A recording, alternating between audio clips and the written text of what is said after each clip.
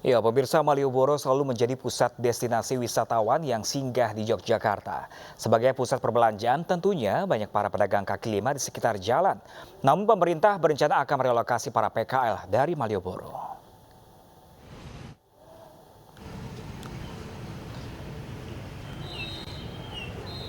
Pemirsa, apa yang Anda ingat dari Yogyakarta? Tentunya Malioboro. Pertanyaan kedua, apa yang Anda ingat dari Malioboro? Tentu saja lorong pertokoan berjejer rapi, pedagang kaki lima menjajakan souvenir khas Yogyakarta, serta masyarakat yang melakukan transaksi jual beli. Namun Februari 2022 akan menjadi akhir dari kehadiran PKL ini.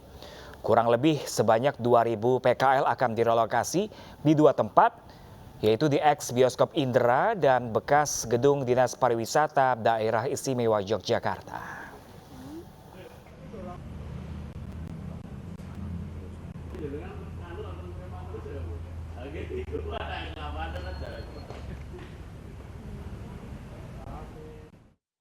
Ya, pemirsa, apa yang menjadi alasan relokasi PKL Malioboro ini? Kita bergabung dengan rekan Anissa Rizkia di kawasan Malioboro, Yogyakarta. Halo, selamat siang Anissa. Apa alasan relokasi dan bagaimana tanggapan para pedagang terkait relokasi ini?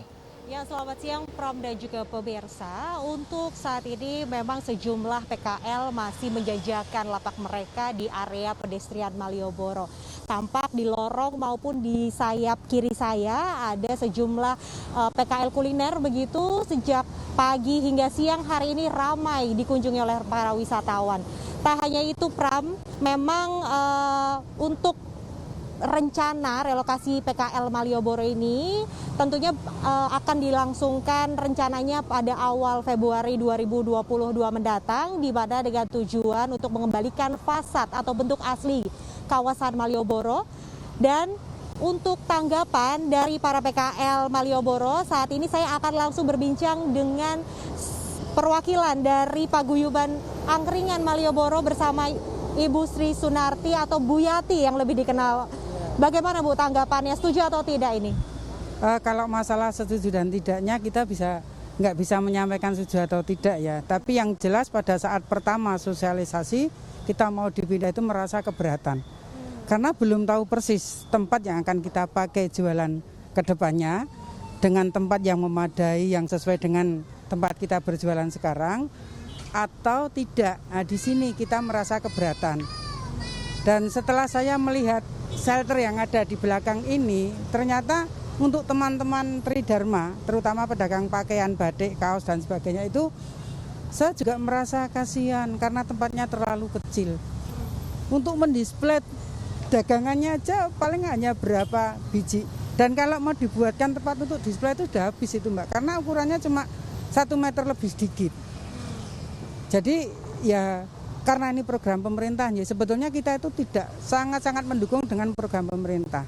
Tapi ya jangan sekarang, kalau bisa itu besok setelah kita itu pulih ekonominya dari pasca pandemi kemarin. Paling tidak ya ditunda 1 sampai 3 tahun, itu keinginan kita dari awal.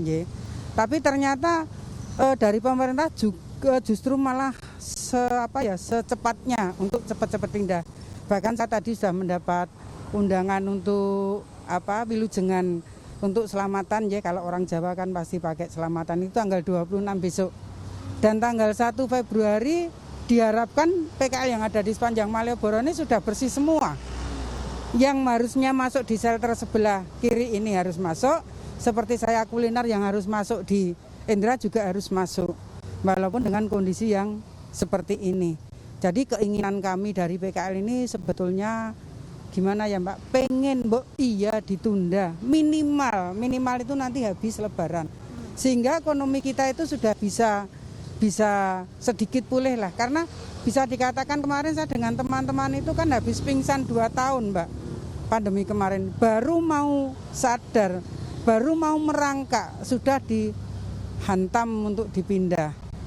Walaupun pemerintah itu bersedia atau mengupayakan akan mempromosikan teman-teman PKL yang ada di shelter sini ataupun yang ada di Indra. Tapi kita kan karena terus terang Mbak, saya pernah dipindah, pernah direlokasi dari barat jalan ke timur jalan. Hanya lompat jalan raya ini ya Mbak. Itu saja kita makan waktu 1 sampai 2 tahun loh Mbak, untuk mengembalikan ekonomi kita, untuk menata ekonomi kita, untuk kembali ke pelanggan. Pelanggan itu sangat-sangat sukar Mbak. Jadi ya itulah yang penting, teman-teman PKL yang ada di kawasan Malioboro ini mohon supaya ditunda minimal habis Lebaran nanti baru diindahkan. Ya mohonlah, karena saya kira teman-teman juga banyak yang berkendak seperti itu, nje. Kondisinya sangat-sangat memprihatinkan, Mbak. Saya sebetulnya kasihan sekali dengan lapak-lapak yang hanya 1 meter lebih sedikit itu. Terima kasih Ibu sudah berkenan berbincang dengan kami siang hari ini tentunya. Dan itu tadi perbincangan saya dengan perwakilan dari Ketua Paguyuban Angkringan Malioboro yang menyatakan bahwa beliau setuju namun dimohonkan untuk adanya penundaan hingga Lebaran nanti. Dan tentu saja untuk penataan Malioboro ini juga sebagai tujuan untuk nantinya mengembalikan sumbu filosofi kawasan Malioboro yang rencananya pemerintah daerah istimewa Yogyakarta akan mendaftarkannya sebagai warisan tak benda ke UNESCO. Demikian laporan sementara dari kawasan pedestrian Malioboro. Saya kembalikan kepada Pram yang ada di studio.